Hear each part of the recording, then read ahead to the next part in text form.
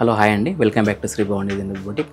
మన బుటిక్ వచ్చేసి రామ్నగర్ మీ సేవ లైన్లో ఉంటుందండి. మరి కొన్ని కొత్త డిజైన్స్తో పాటు మీ ముందుకు వచ్చానండి.